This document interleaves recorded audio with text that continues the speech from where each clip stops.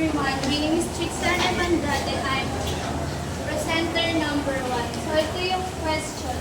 Two friends, Arman and Ethan, running marathon.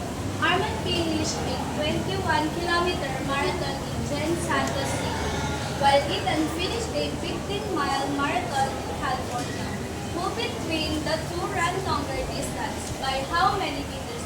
So unang ginawa is magko-convert. Kinonvert ko yung distance ni Ethan from miles to kilometers. So, 15 miles times 1.60934 kilometer over 1 mile equals 24.14101 kilometer.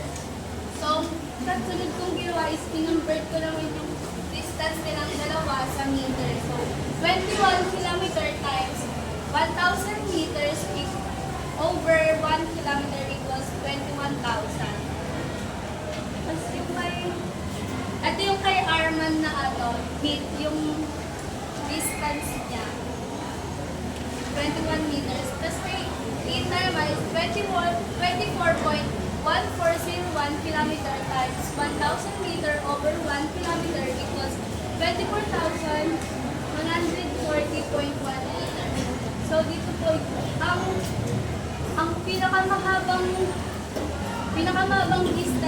distance po ay si Ethan kasi ang kanya is 24,140.1 meter.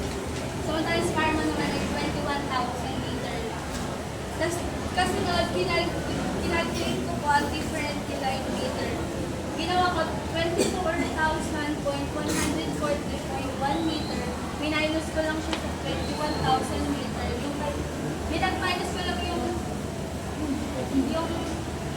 meter ni Ethan tsaka ni Arman. Kaya ako pinakpa yung 3,140 meter. Yun lang po. Thank you.